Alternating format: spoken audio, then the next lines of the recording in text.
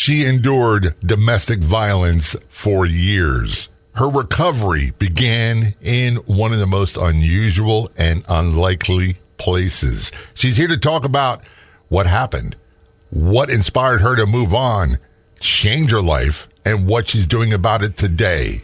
Her powerful story coming up on the Law Enforcement Talk Radio Show.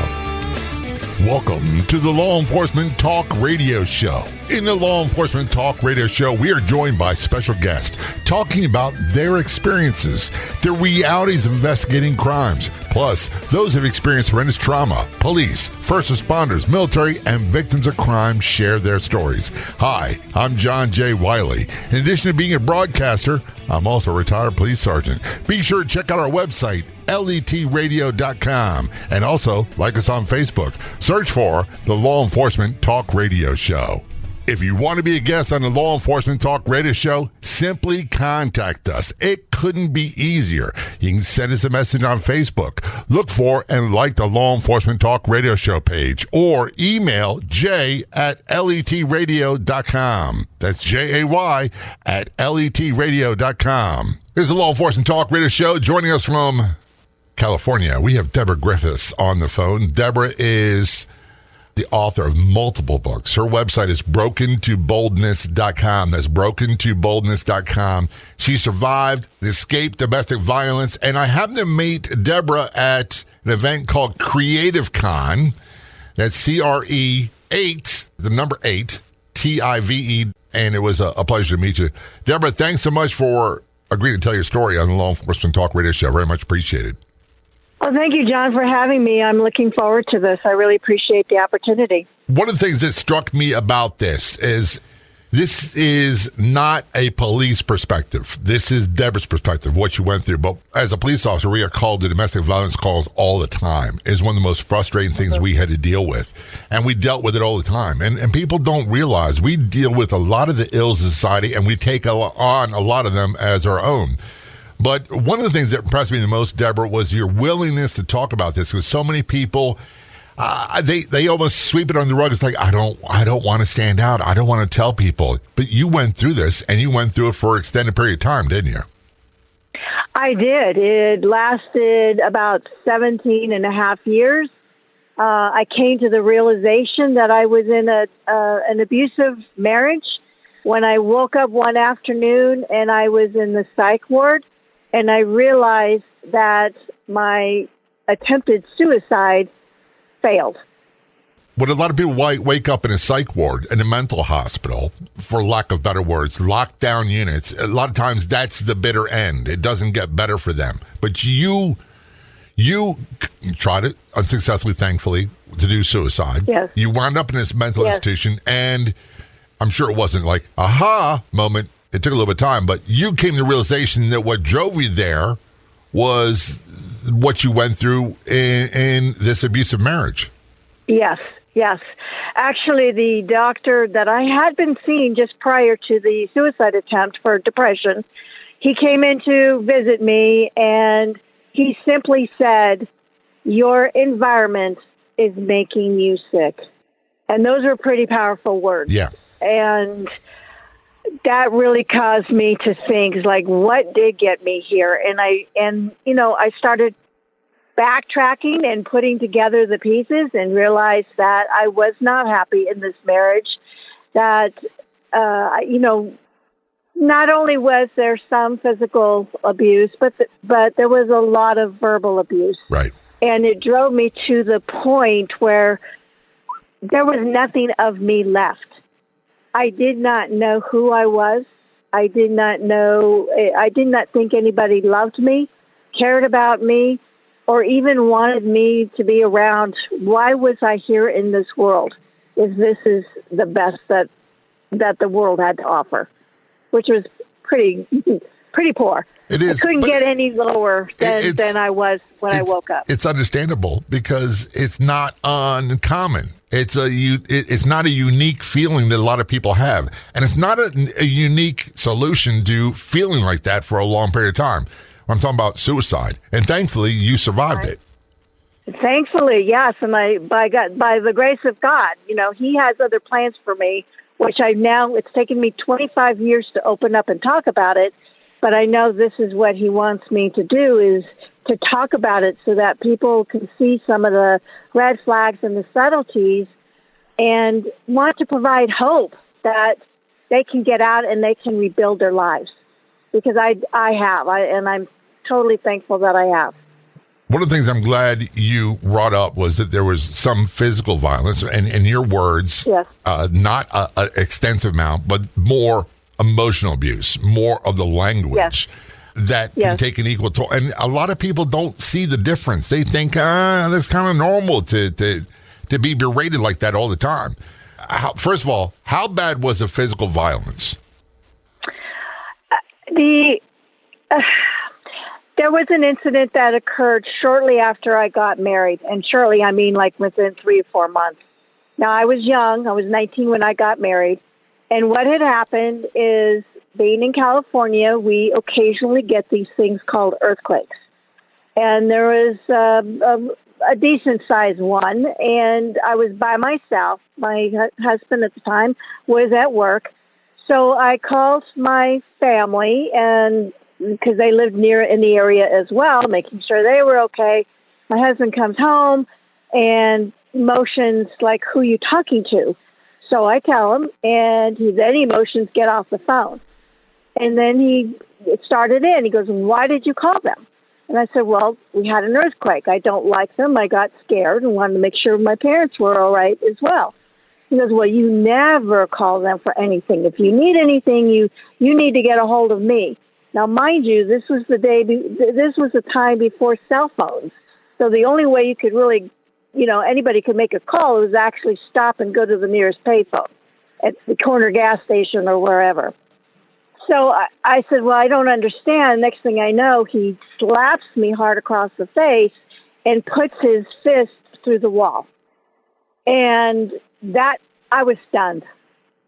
I was absolutely stunned. And I realized from then on, I did not want to see that behavior again.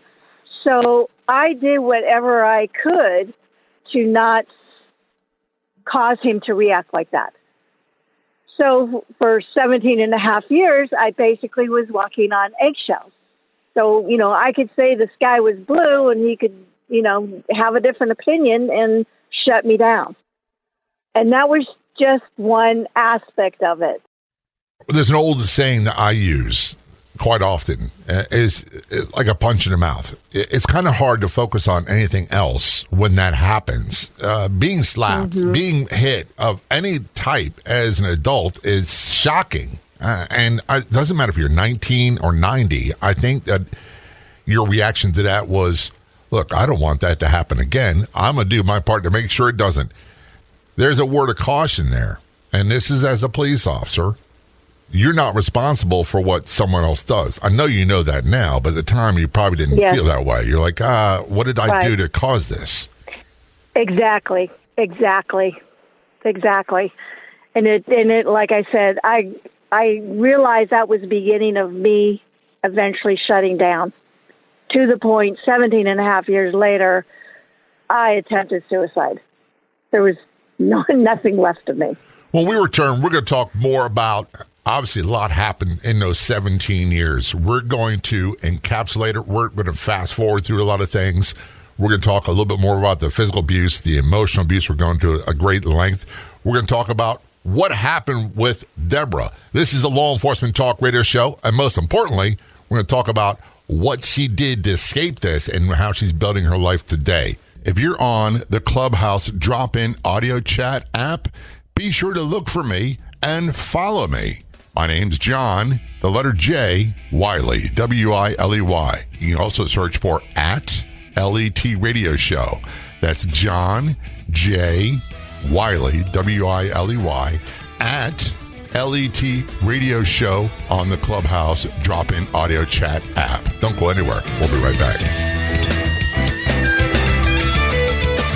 Remember when news was free? Be sure to check out the Newsbreak app. It's free. And be sure to follow the Law Enforcement Talk radio show and podcast on the Newsbreak app. Newsbreak is your #1 local news app for current events. Free live news for you and your community. Download the Newsbreak app today for free. And be sure to follow the Law Enforcement Talk radio show and podcast on the Newsbreak app. That's the free Newsbreak app. Be sure to look for and follow the Law Enforcement Talk radio show and podcast.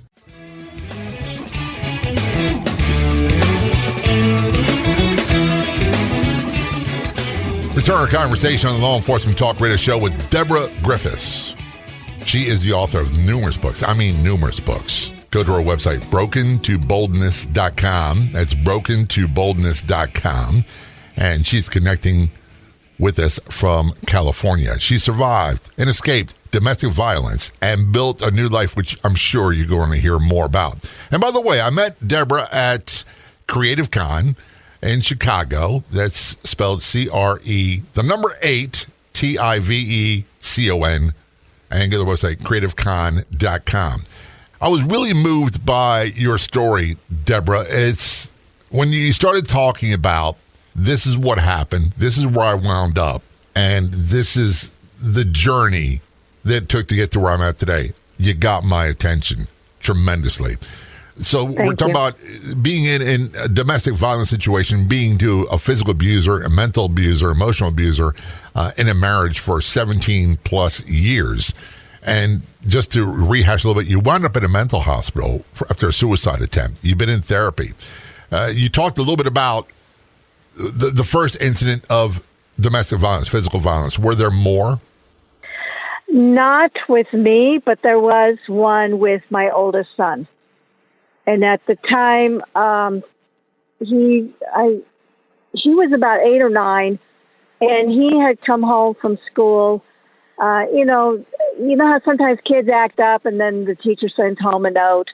And it wasn't do I ever, Deborah? Trust me, I grew up as a class clown. I was the kid who looked out the window too much, talked too much, told jokes, played magic tricks. Was always in trouble. Yes, and so he came home with one of those little notes, and I didn't think much of it. And at the time, I was pregnant, about 5-6 months pregnant with my youngest child, my third child. And so the next thing I know, my husband got extremely upset, took into the bathroom, and started beating him. And when I started hearing the screams, I went in, and at that point he stopped, but I felt so helpless, seeing the red marks, the welts that were already, forming from, being hit with the belt. And, I remember that night going to bed and feeling extremely guilty that I couldn't protect my child, and caught in between protecting which child do I protect, the one that I'm carrying or trying to interfere with stopping, what was happening. And I did think about leaving the marriage that night, I'll be honest with you, but I was scared. I hadn't worked outside the home since my oldest one was born, so that had been 8-9 years. I didn't feel like I could talk to my parents about it, because at this point I was already pretty well and been isolated quite a bit from family, friends, former friends, even neighbors per se. I couldn't feel like I could talk to anybody about it. And I didn't think I could really make it, on my own with 3 kids if I left him. So I was scared. And again, it adds to what I said earlier about further shutting me down. And for years, I carried a guilt about what happened that night, until I actually went through the annulment process with the Catholic Church, realized that incident was, as the priest told me, a chain that was binding me, that I needed to find it to release it. And that night, after I wrote it and realized it, I cried so hard. I've never cried that hard before. And I realized I had never forgiven myself for what happened. I was in a no-win situation. I didn't do that, but I couldn't fix it. Right. I get that 100%. And it also sounds a lot like what we call survivor's guilt. And it's for different circumstances. But, I had to accept the fact that these things happened in my life, Deborah. And I guess I'm going to phrase this as a question for you. But I had to realize that I'm not God. I'm not Superman. I could only do what I could do, the best I could do at the time. And that had to be good enough. And sometimes it wasn't. And that sounds like the situation you were in. There's not a whole lot you could have done about it. Right. I was in a catch-22. And again, it took me many, many years, like I said, to realize that it wasn't my fault. I didn't do it. And I had to forgive myself. I've long, forgiven, my ex for that. My son and I have discussed it. We've gone through some healing and stuff about that situation. And but again, the hardest thing was really forgiving myself. Are you there yet, or is it still a process? No, I'm there. I did it that night when I bawled. I cried harder than I think I've ever cried in my whole life. I knew that I had to release that. And I did release it, and I have moved on. As I say, I've made peace with my son, who that happened to, and I've long forgiven my ex for the whole thing, all those years. I've moved on. Part of moving on for me was forgiveness. Look, forgiveness is not so much for the other person as it is for me. It really, really is. Yeah. Before we revisit that, I've got to clarify something. It's easy to minimize saying, the child's being spanked with a belt. Look, my dad, I think, hit us one time. He spanked us one time in our entire childhood. He was a Navy guy. He was gone a lot, but it was just a ruffling in the newspaper. When I get out of this chair, you're in trouble. We knew that. But and I'm trying to say this in a way that is proper. Many children are severely injured or killed by irate parents in what starts off as traditional, acceptable discipline. There come a point in your experience with this that it went from traditional discipline to out of control assault? Yes, because there were bruises and stuff that followed from what I saw from the welts, and the red marks, to the point where I remember dressing my son for school in a way that could hide the bruises. Yeah, I get it. And I guess one of the things I'm getting at too is, and I know there's not the proper words to get at, one of the things is there are scary things, and then there are things where I'm like petrified. Did you cross a bridge where you went, this is out of control, and if I don't do something about this now, it's going to get really, really ugly?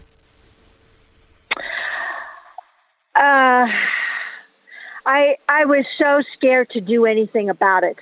There you go. Because I did not, again, I had seen that, remember I had seen that anger come out very soon after I got married, and now see it manifest itself, 10, 12 years later again.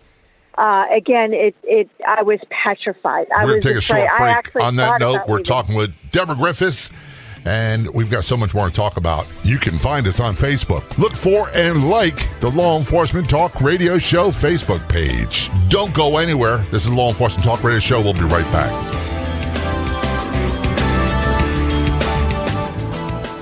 Keep yourself and your loved ones safe by opting for OPPS, Operational Police Protective Services. They offer armed security personnel who can protect you and ensure your safety at all times. They're dedicated to creating a safe environment, building trust, and enhancing the quality of life for their clients. They are committed to delivering quality service, safety, and security in an effective, responsive, and professional way. That's OPPS, Operational Police Protective Services. Get more details at OPPSprotection.com. Again, that's OPPSprotection.com.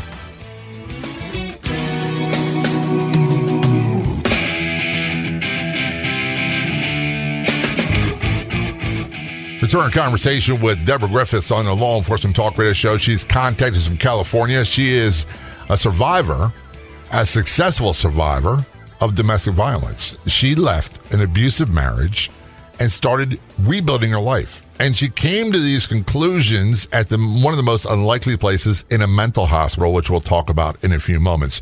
She's written multiple books about this and other things. You can find more information on her website, brokentoboldness.com. That's brokentoboldness.com. Before we end the break, Deborah, we're talking about the incident where your ex was violently assaulting your young son and how that profoundly affected you. And we had an incident where early in your marriage, he physically assaulted you. I want to change gears a little bit and go more into, I hate this term, the emotional abuse. Because, and I say I hate this because, look, I'm a happily married guy. And I've been married, oh my goodness, I'm going to test myself. My wife hears this, I'm in trouble. We've been married, I think, 23, 24 years. We've been together like 25 years. And I jokingly say things, hey, look, she's the boss. That's what I call her. And she gets mad at me, and I don't know why sometimes. And I don't want her being upset. But it never, ever crosses into the territory of emotional abuse, as much as I might joke about it. And I think a lot of men do, and a lot of people do, about their marriage or relationships and arguing all that. There's a difference. Can you explain some of the difference between the regular arguing and what you went through? You know, I think there's times when, you have disagreements on various things. And actually, I look back now and I don't know that we really had a lot of arguments because I was put into a position where I saw his anger, excessive anger, come out, early on in the marriage. So I was always I felt like a chameleon, trying to figure out, well, what button not to push so I don't see that anger. So again, because of that, I kept losing myself and figuring out who I was and my value systems and the whole 9 yards.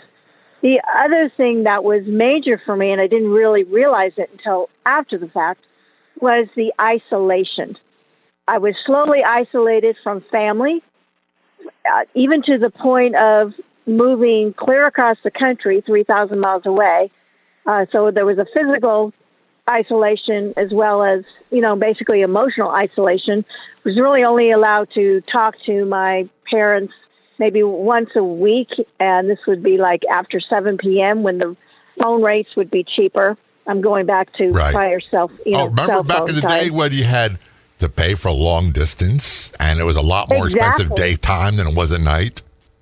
Exactly. Those were the days.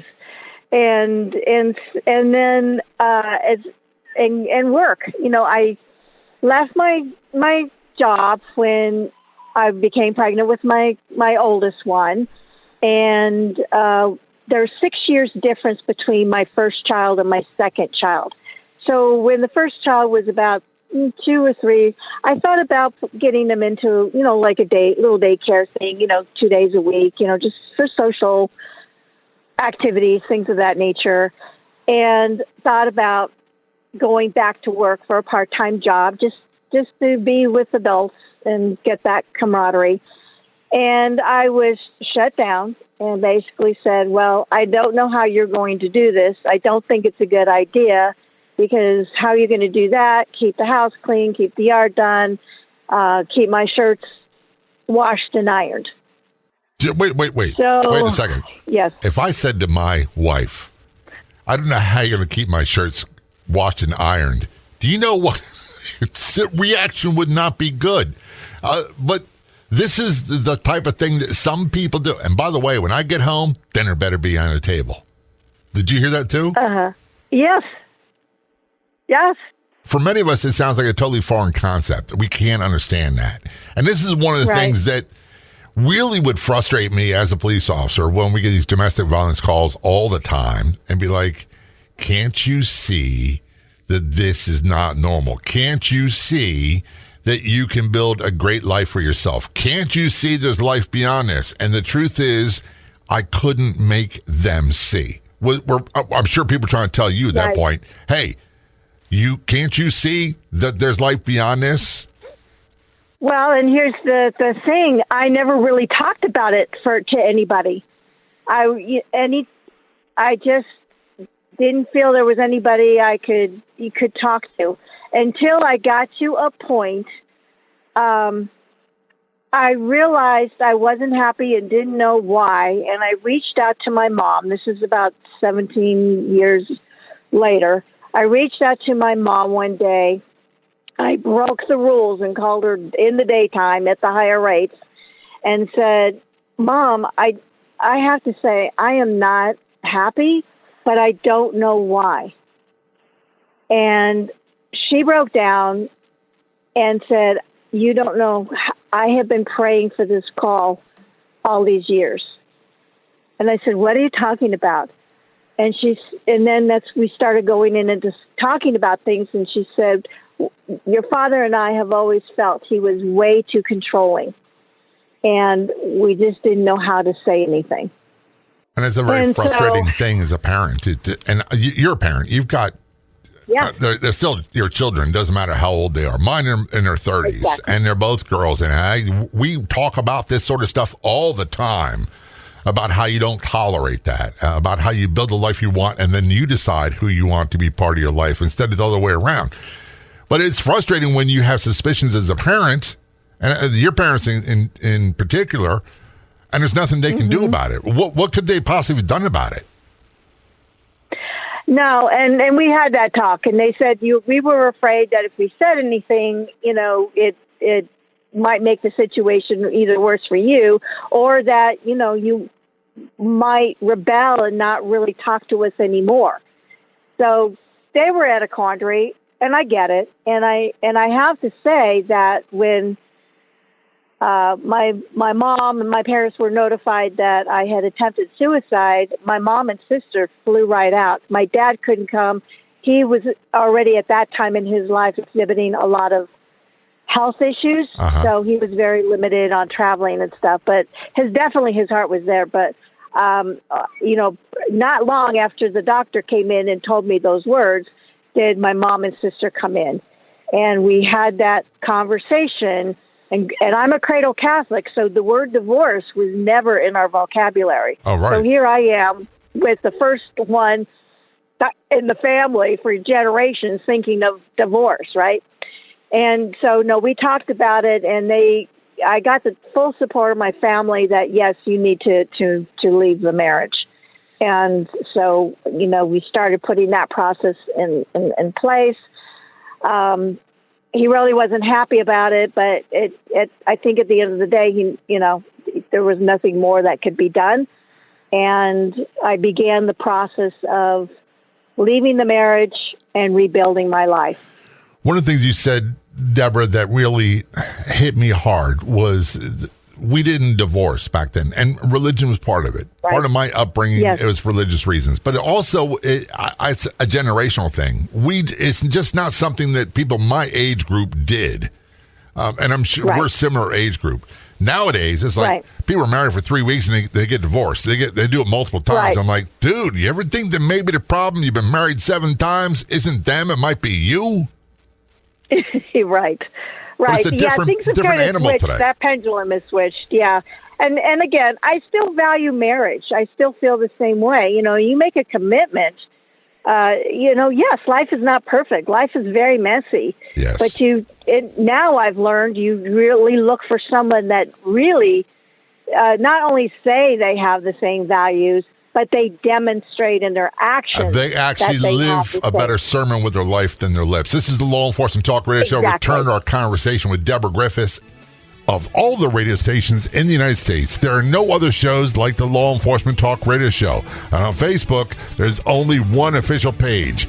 Do a search on Facebook for the Law Enforcement Talk Radio Show, and be sure to like the Law Enforcement Talk Radio Show Facebook page. In just a few moments, don't go anywhere. We'll be right back.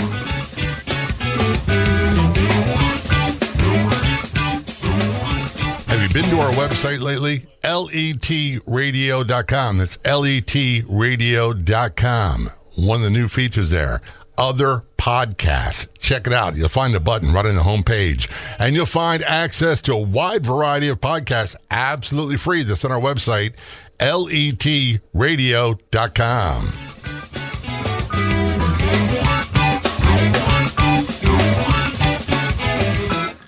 Back to the Law Enforcement Talk Radio Show. My name's John J. Wiley, joined by Deborah Griffiths. Contact is from California. She's the author of multiple books. Go to her website, broken2boldness.com. That's broken2boldness.com. We're talking about the abusive marriage she went through, the physical violence, the emotional violence, all that stuff, and then rebuilding her life. And she came to the conclusion that she needed to do something different in a mental hospital after an unsuccessful suicide attempt. And I'm so glad you're here telling your story. Deborah, after everything you talked about, and again, as a retired police sergeant, one of the most frustrating things is we couldn't make people see that they could have a good life afterwards. And you talked at length about what your fears were, what your concerns were, why you didn't do this. But there came a point where you became unhappy. You started exhibiting signs of depression, symptoms of depression, and you started reaching out. Am I correct? Absolutely. Yeah, absolutely. And at the point where I was reaching out to a psychiatrist for help to figure out what am I missing here? Why am I not happy? I became further depressed. He prescribed antidepressants, and unfortunately, I was spiraling downhill faster than the antidepressants could kick in. And so hence, I got to the point of attempting suicide. How long a period of time were you in help with psychiatrists for the suicide attempt? 3-4 months, okay. Something like that. Yeah. So is it safe to say you're already in really dangerous territory before we even started? Yes. But I didn't realize it at the time, but yeah, looking back, yes, because I was already spiraling. And, I remember my first visit with the doctor, and I had written like pages of things that I realized had bothered me. And I remember at the end of the session, I said, I really don't know what's wrong with me. And his words were, "There's nothing wrong with you." And then you had the suicide attempt. That was before, or am I? Yes. I'm getting mixed up. Okay. Well, yeah, the visit, those words, "there's nothing wrong with you," was a few months before the suicide attempt. So it was spiraling. I was really trying to think things through, and I was literally like those roll top desk with the pigeonholes. Yeah, yeah. I had stuffed so many feelings into the pigeonholes, there was no more room to put anything. And so it had to come out somewhere. And so hence the depression and the suicide attempt. And the doctor, he told me at the time, and I didn't understand this until I wrote my first book, was that depression is actually anger turned inwards. Right. I get that. And to many sense of the word or the phrase, I agree 100%. When you find yourself in a mental hospital after an unsuccessful suicide attempt, there's 3 places to go. There's 3 directions you can travel in. One is you can do things to get better, have a better life. You can get more the same, or you can get busy dying. That was the choices you're confronted with. Right. When did you come to the realization that there's things you had to do? You had to reach out on faith, for lack of better words, and build a new life. When did you come to that conclusion? In the hospital. Because, again, my mom had come. We had some good conversations, and I said, at the end of the day, this is not what I want my kids to see. Aha. I don't want them to say that again, please, Deborah, so the people in the peanut gallery can hear that. Yeah, I came to the realization that I did not want my kids to see me like this, that they deserved better. They deserved a mother that was happy and healthy. I wanted the cycle of abuse to stop with me. I did not want my kids to learn these traits to either be victims themselves or to victimize others. There you go. So as a parent, I don't want decision. That. I never wanted that for my children. on either to be the abuser or the abused. I never wanted that, and I still don't want it. Yeah, and I feel the same way about my kids too, to this day. So I always will. You had to make the conscious decision. Okay, it's time to make a change. That's kind of a daunting task. How do you? Okay, you're married. You're going to get divorced. You got 3 kids. You haven't worked in years. What do I do? Where do I start? That's exactly how I felt, and so I'm in the hospital and I'm making a list of things I need to do. Number 1, I needed to find a place to live. I needed to get a job. And so I was, able to do that fairly quickly, moved some things into the apartment. I left the house that the kids and I had been in. He stayed with the house with my oldest son, who was 14 at the time, and he had the choice to decide which parent to live with. He chose his father. And I wasn't surprised by that because he was the favorite child. So I wasn't surprised at that. So I took the other 2 and, got them into different schools and slowly rebuilt my life. It came to a point where I was able to finally move back to California, where I had family support. That was a few years later. And so I did, and entered a career that has lasted 20 plus years. And I've done very well. I put myself back through college, going to school at night and to get my college degree. I moved up the proverbial corporate ladder and was successful, career-wise. The younger 2 children did exhibit some behaviors from negative behaviors, I will say, from the divorce. So we did a lot of family counseling, because it was very important for me to get, to get them on the right path. And I started going back to church. That was another area where I got isolated. All that stuff Found my is faith. so promising and enlightening for a lot of people. People who are going through this need to understand, and I'm not diminishing your accomplishments, Deborah. If she can do this, you can do this. I want to repeat that. Everybody can do this. It's not going to be comfortable. It's not going to be easy. I got to ask, how are the kids doing today? How are your children? My children are really doing pretty well. My youngest is married. She's been married for about 2 years, and she's expecting her first child. So I'll have my first grandchild like the end of June. And my sons, they live in different parts of the country, but they're doing their thing. They're happy. Good. Please tell them I want them to understand their mission is to have a happy, productive, purposeful life, just like you have done. Absolutely. Now, thank you. You're doing really good, Deborah. You've got a new life. You've worked your way up the corporate ladder, so to speak. You've gone back to school. Then you made the decision to write books, become an author. What possessed you to do that? That's a great question. Isn't it? That was never on my bucket list to do. I will tell you that. I actually met a gentleman friend, and he had told me about a book that he had written, and he started telling a little bit of his story, and there was some very similar aspects to his story and mine. And, so it started my wheels turning, and I'm thinking, well, if he has a story, maybe I have a story. And so I got in touch with his publisher, who we both know, Motivation Champs, and they said, well, send me some samples or send me a couple chapters. So I did, and the publisher came back and said, you have to tell your story. And I said, really? Because you have to tell your story. Right. Keep writing. So I did, and it literally took me 5 weeks to write the book.